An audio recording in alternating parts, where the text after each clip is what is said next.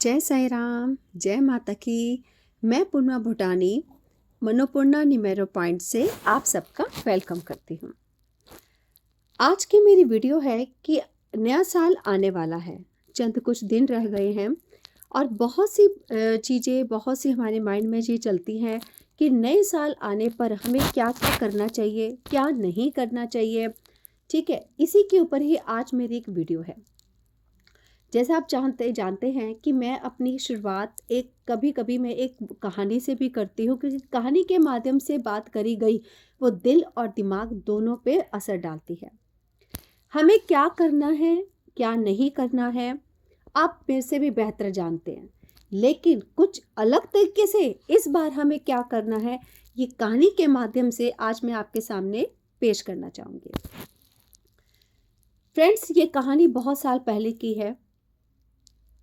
एक गांव हुआ करता था, जैसे आप भी जानते हैं, एक जमींदार हुए करते थे, सेठ हुआ करते थे, जिनके पास बहुत सा पैसा हुआ करता था, जो कभी कभी इंटरेस्ट पे, ब्याज पे लोगों को पैसा देते थे। वो सेठ बहुत अच्छा था। जितना अच्छा था उतना थोड़ा स्ट्रिक्ट भी था, क्योंकि जो आपको पैसा दे रहा है तो पैसा वापस भी लेगा। तो वो सेठ का एक अच्छा रीज़न ये था कि वो किसी को मना नहीं करता था। प्रभु की, माँ लक्ष्मी की उस पर अपार कृपा थी। तो वो क्या करता था, अपने पूर्व जन्मों के, मतलब पूर्व जन्म कह रहे, अपने पितरों द्वारा दिया गया जो भी उसका कार्य था कि लोगों को ब्याज देना, यही उसका काम था। तो वो भी आगे इंटरेस्ट पे पैसा दिया करता था। जो आता था उनको वो उसके अकॉर्डिंग लिखत पढ़त करके वो उनको पैसे दे दिया करता था। लेकिन उसकी एक आदत थी, वो एक क्वेश्चन वो सबसे जरूर पूछता था, इस जन्म में या अगले जन्म में। उसका शुरू से ये रीजन था कि जब भी वो किसी को पैसा देता तो एक चीज पूछता, इस जन्म में या अगले जन्म में। जो समझदार थे, जिन्हें पता था, वो कहते थे इस जन्म में, और जो ना समझ थे वो कहते थे अगले जन्म में। ऐसे ही साल दर साल, साल दर साल बीतते चले गए। ये खबर किसी एक चोर को लग गई, जो ये चाहता, जिसे पता था कि ये जो सेठ है ये बहुत पैसे वाला है और ये पैसा सभी को इंटरेस्ट पे देता है। और जब पता चल जाए कि कोई ऐसा है जो इंटरेस्ट पे देता है, तो पहले जो गलत लोग होते हैं वो फटाफट भागते हुए जाएंगे। उस चोर ने एक आदमी से कहा कि भाई, मुझे ना पैसों की जरूरत है, क्या कोई ऐसा बंदा है जो मुझे पैसा दे सके। कहते हैं हाँ, ऐसे ऐसे फलाना एक गांव है, उसमें एक सेठ जी रहते हैं। वो सेठ जी जो है बड़े अच्छे हैं, वो किसी को मना नहीं करते हैं, तुम उनके पास चले जाओ। बट कहते उनका जो पैसा जब देना होगा तो वो तुम उनको उस पर दे देना। कहता ठीक है। वह वहाँ जाता है, देखता है कि बहुत सी लाइन लगी हुई है, 7-8 लोग खड़े हुए हैं, और जैसे जैसे उनकी बारी चलती चली गई तो वैसे वैसे वो भी आगे चलता चला गया। और जब उसकी बारी आई तो एक पहले उससे पहले एक बंदा खड़ा था। जब उसको भी उसका पैसा दे दिया गया तो सेठ ने यही करवाया, भाई क्या लिखूं, इस जन्म में अगले जन्म में। वो भाई बड़ा समझदार था, तो वो कहता है भाई कि सेठ जी इसी जन्म में। कहता ठीक है।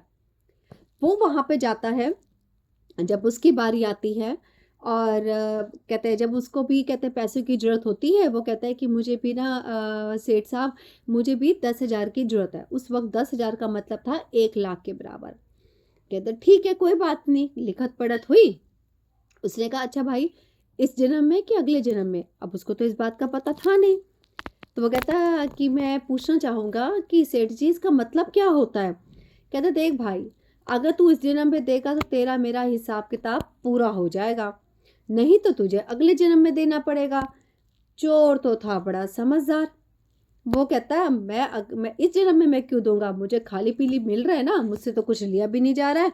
अरे कोई बात नहीं, मैं अगले जन्म में दूंगा, मैं अगले जन्म में दूंगा। सेठ को कहता है सेठ साहब अगले जन्म में दूंगा, ठीक है। कहते ठीक है। उन्होंने भी अपने खाते में लिख लिया अगले जन्म में, और कुछ नहीं पूछा कहाँ से आया कहाँ से नहीं आया, क्या चीज़ है। वो बड़ा खुश था। बट उसने क्या देखा कि सेठ के पीछे एक अलमीरा है और उस अलमीरा में जैसे ही उसके जो वहाँ के कहते हैं अपना जो भी उसके स्पॉटिंग थे, हेल्पर्स थे, उन्होंने अलमारी खोली, उसमें से पैसा दिया तो देखा, मुनीम ने पैसा वैसा दिया, देखा उसकी तो पूरी अलमारी पैसों की भरी हुई है। उसका मन हो गया लालची, तो उसने देखा कि अरे वाह, ये सेठ के पास तो बहुत पैसा है, आज तो मैं किसी भी तरह से रात को जाऊंगा और इनके घर पे जाके चोरी करूंगा और उनको पता भी नहीं चलेगा ये चोरी किसने करी है। बड़ा खुश होके वो 10,000 रुपये लेके आ गया। रात हुई, रात को खुशी खुशी वो कहते हैं सेठ के घर गया कि अभी कहते हैं जैसे सब सो जाएंगे तो मैं चुपचाप जाके वहाँ पे मैं चोरी कर लूँगा।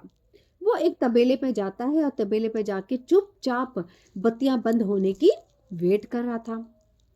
1 घंटा, 2 घंटा, 3 घंटे गुजरे तो उसने क्या देखा कि 2 बैल वहां पे खड़े हुए थे। और क्योंकि उस वक्त वो समय था तो वो बैलों की कहते अपना जो बातें थी, वो बैल जो थे आपस में बातें कर रहे थे और वो बात उस चोर को सुनाई दे गई। तो उस वक्त क्या हुआ, वो बैल आपस में बात कर रहे थे कि भाई, दोनों बैल, हाँ भाई तू कैसा है? कहता हाँ ठीक हूँ। कहता यार तू कैसे आया गया यहाँ पे, तू क्यों बैल बन गया इसके यहाँ पे, सेठ के यहाँ से? कहता भाई क्या करूँ, ऐसे ऐसे एक जन्म में मैंने उससे पैसे लिया था और उसके बाद मैंने उसका पैसा चुकाया नहीं, और मैंने भी कहते बोल दिया, उसका एक काम था कि हाँ भी अगले जन्म में या फिर इसी जन्म में, मैंने भी पूरा आंट करा कि भाई इस जन्म में कौन देगा, खाया पिया ख़त्म करो, और मैंने बोल दिया अगले जन्म में। और आज उन्हीं पैसों के बदले आज मैं बैल बना हुआ हूँ, और देखो वो मेरे को कहते दूध वूध मेरा ऐसा कहते मेरा निकालता है और उन पैसों से उसका पूरा हो रहा है। जबकि ये बात तो सेठ को पता नहीं थी किसी भी बात का, कि बैल तो जब खरीद के लेके आ गए, और दूसरा बैल जो था वो उससे वो कोलू को जैसे जो खेत पे चलाते हैं, कोलू का बैल जिससे कि सरसों का तेल ये सब निकाल जाता है। और कहता कि मेरे साथ भी ऐसे हुआ था, मैंने भी हंसी मजाक में उससे पैसे ले लिए थे और मैंने भी बोल दिया था कि अगले जन्म में, मुझे क्या पता था कि मृत्यु होने के बाद, कि मेरी मृत्यु ऐसे ऐसे इस दिन इतने महीने के बाद हो गई थी, मैंने उसका पैसा दिया नहीं था, क्योंकि कहते मैंने कहते सेठ का पैसा खाया था, तो अगले जन्म में अब मैं कोलू का बैल बना हुआ हूँ और ये जितना मुझे चलाते हैं उतना ही मैं चलता हूँ पूरे दिन के अंदर, और इनके लिए मैं उतना ही पैसा जब तक मेरा पूरा नहीं हो जाएगा मैं कोलू का बैल ही बना रहूँगा। और इन दोनों बैलों की बातें वो चोर के कानों में पड़ गई और वो वहीं पे ही पसीना पसीना हो गया। उसने सोचा कि ये क्या बात हुई कि इस जन्म में या अगले जन्म में, सेठ तो बड़ा समझदार है, उसने तो मुझसे पैसा लेना ही है। अगर मैंने इंसानियत से अगर इसी कहते हैं समय या इसी समय या आने वाले टाइम में अगर मैंने इसका पैसा चुका दिया तो ठीक है, नहीं तो अगले जन्म में, नहीं तो मुझे तो ये 10,000 रुपये तो देने पड़ेंगे, आम धाम दंड भेद कुछ भी हो जाए ये तो पैसा मुझसे लेके रहेगा। जैसे ही अर्ली मॉर्निंग होती है वो फटाफट सेठ के पास जाता है और सेठ के पास जाके वही 10,000 रुपये सेठ को वापस कर देता है। सेठ कहता क्या हुआ भाई, तू कल ही तो आया था लेने के लिए, तू तो कह रहा था कि अगले जन्म में दूंगा। उसे हाथ पे जोड़े और खूब रोया। कहता नहीं सेठ साहब, मैं समझ गया कि आप जो लिखवाते हो कि इस जन्म में या अगले जन्म में, इसका कितना बड़ा तुक है, कितनी बड़ी बात है ये। नहीं सेठ साहब, मैं तो इसी जन्म में क्या, मैं अभी ही ये हिसाब किताब पूरा करूँगा, मुझे किसी का कोई पैसा नहीं चाहिए, नहीं तो अगर मैंने किसी का लिया तो मुझे कभी ना कभी अगले जन्म में तो मुझे वापस करना है, चाहे मैं जानवर बन के दूँ, चाहे मैं जैसे भी बन के दूँ, आपका पैसा आपको मुबारक। ये असलियत में एक कहानी है। इस कहानी का हमारे नए साल से क्या तुक है, यही बात बताने के लिए मैंने आपको ये स्टोरी सुनाई है। देखिए, कुछ लोगों को मेरी बात शायद थोड़ी पिंच हो सकती है और कुछ बात किसी को बहुत अच्छी लग सकती है। कभी कभी क्या होता है कि हमारे पास कुछ ऐसा उधारी या कुछ ऐसा पैसा हमें किसी को देना होता है, कुछ है, या किसी वजह से या किसी हर्डल्स के कारण या किसी कर्ज के कारण हम किसी का पैसा नहीं चुका पाते हैं। आप एक आदत बना लीजिए, जब भी नया साल आए 31 दिसंबर से पहले पहले जितनी भी जो भी आपकी पॉकेट अलाउड करती है, अगर आपको लगता है कि मेरा 1000 रुपये किसी को देना है, दे दूंगा, नहीं, वक्त का कुछ नहीं पता, आज है कल नहीं। इसलिए आप 31 दिसंबर हर साल एक आप ये बनाएं कि हर साल 31 दिसंबर से पहले पहले, 1 जनवरी आने से पहले 31 दिसंबर तक आप किसी का भी पैसा अपने पास मत रखिए।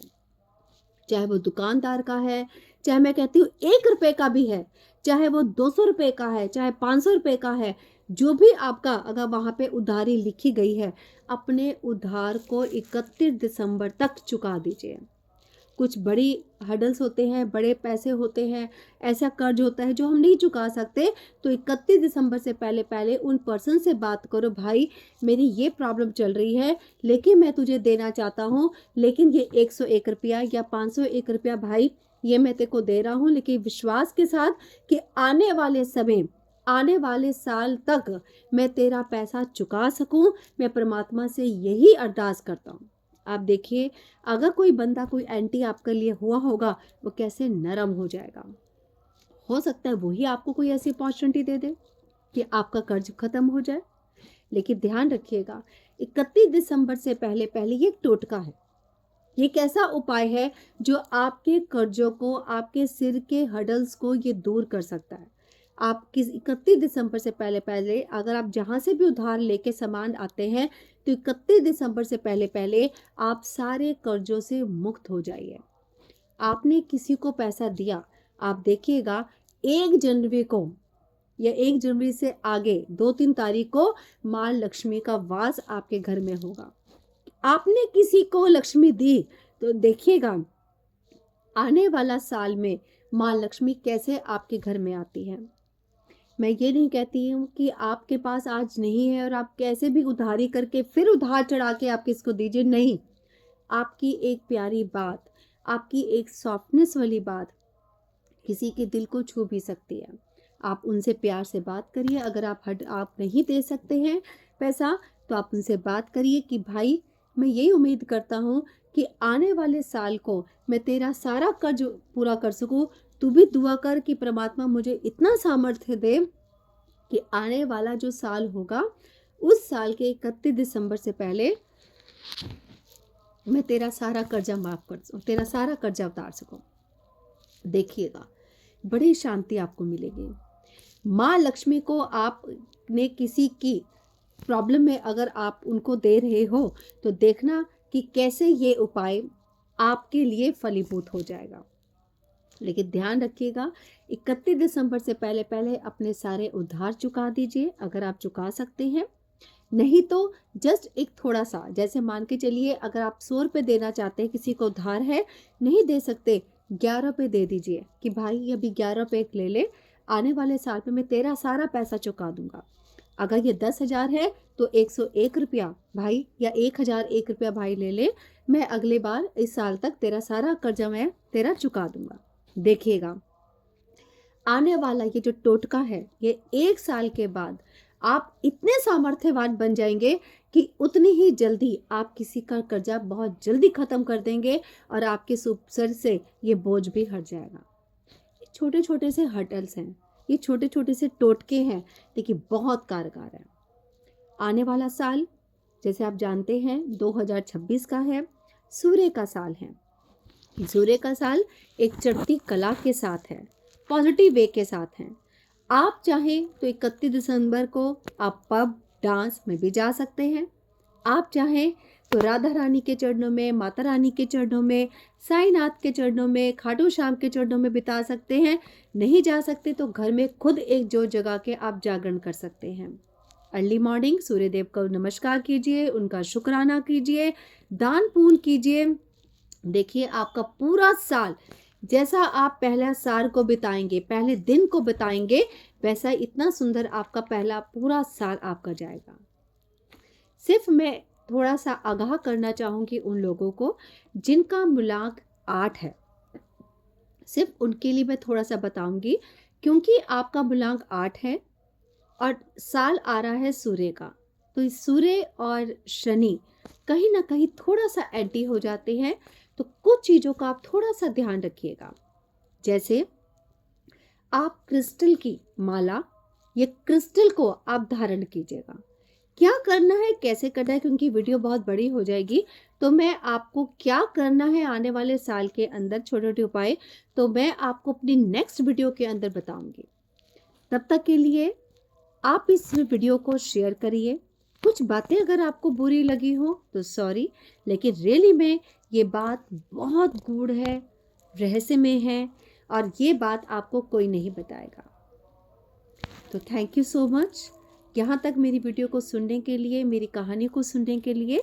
इसको फॉलो करिए, आप सब्सक्राइब करिए, लाइक और शेयर करिए, नोटिफिकेशन को दबाइए, ठीक है। और आपका आने वाला साल बहुत ही शुभ और मंगलमय हो, इसी कामना के साथ मैं अपनी इस वीडियो को और अपनी वाणी को विराम करती हूँ। जय साई राम। अगेन मैं न्यूमरोलॉजिस्ट पूर्णिमा भूटानी, अन्नपूर्णा न्यूमेरो पॉइंट से। मेरा को अगर आप कॉल करना चाहते हैं, मुझसे कुंडली बनवाना चाहते हैं, तो मेरा कॉन्टैक्ट नंबर है 9810 117386। Thank you so much.